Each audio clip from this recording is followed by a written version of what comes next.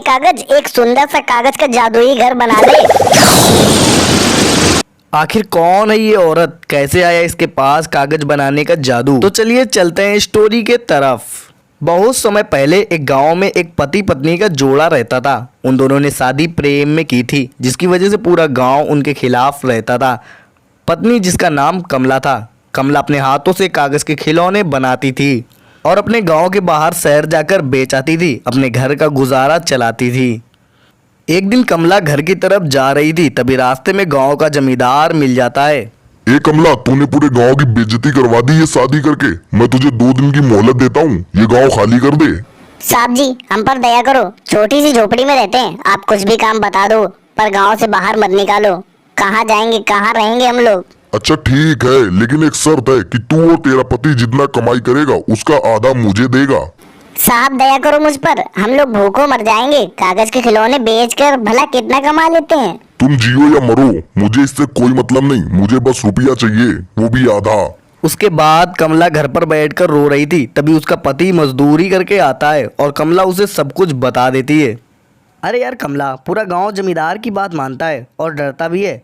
अगर गांव में रहना है तो उसकी बात माननी होगी। अगले दिन कमला बहुत दुखी मन से शहर कागज के खिलौने बेचने जाती है और उस दिन पूरी बाजार में कमला के एक भी खिलौने नहीं बिकते।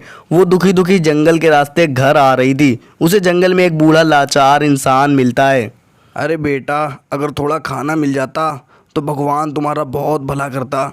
मैंने 4 दिन से कुछ भी नहीं खाया है, बहुत भूखा हूँ। कमला के पास मात्र 2 रोटी थी। कमला ने सोचा, अगर मैं ये रोटी बाबा को दे दूंगी तो मुझे और मेरे पति को भूखा सोना पड़ेगा, लेकिन बाबा भी बहुत भूखे हैं। चलो बाबा को ये खाना खिला देती हूँ। कमला ने जैसे ही बाबा को खाना खिलाया, तुरंत बाबा का रूप एकदम से बदल गया। बाबा एक इच्छाधारी नाग थे जो कि कमला की मदद करने आए थे।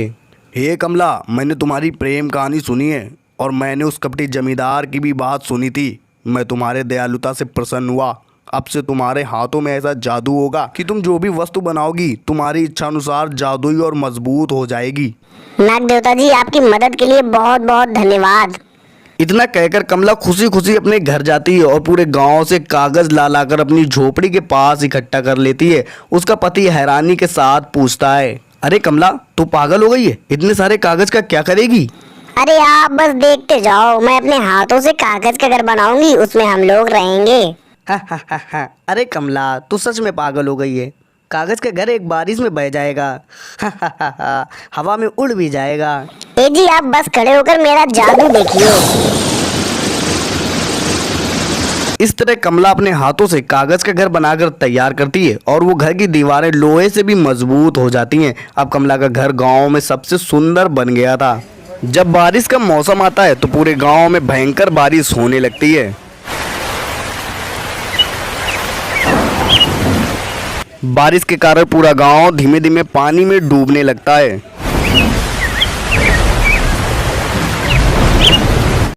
लेकिन कमला का जादुई घर पानी में तैर रहा था। उसके कागज के घर में एक भी बूंद पानी अंदर नहीं जा रहा था, ना ही उसका घर भीग रहा था। ऐसे तो हम लोग डूब कर मर जाएंगे। जल्दी कुछ सोचो, मैं मर गया तो मेरी जमीन और खेत का क्या होगा? मालिक, पूरे गांव में बस कमला का ऐसा मकान है जो नहीं डूबा। उसका कागज का मकान पानी के ऊपर तैर रहा है। मालिक, चलो हमको कमला के घर पर लेकर चलो। इस तरह जमींदार अपने नौकरों के साथ कमला के घर पर पहुंच जाता है। कमला बिटिया, क्या तुम मुझे अपने मकान में रुकने दोगी? अरे जमींदार काका, आप अंदर आइए और जब तक ये आपदा खत्म नहीं हो जाती आप मेरे घर में ही रहिए। बेटी, मुझे माफ कर दो। कितना बड़ा दिल है तुम्हारा। मैंने तुमको बहुत बुरा भला कहा, उसके बाद भी तुमने अपने घर पर मुझे रहने दिया। अरे जमींदार काका, मैं और मेरा पति बस इस गांव में इज्जत के साथ रहना चाहते हैं और आप माफी मांग कर मुझे शर्मिंदा न करिए। जमींदार को अब अपनी गलती पर पछतावा होता है और वो अब से पूरे गांव की इज्जत करने लगता है। अगर आपको वीडियो पसंद आई हो तो चैनल को सब्सक्राइब करके बेल आइकन को जरूर दबा लें, जिससे आपको रोजाना ऐसी स्टोरीज मिलती रहें।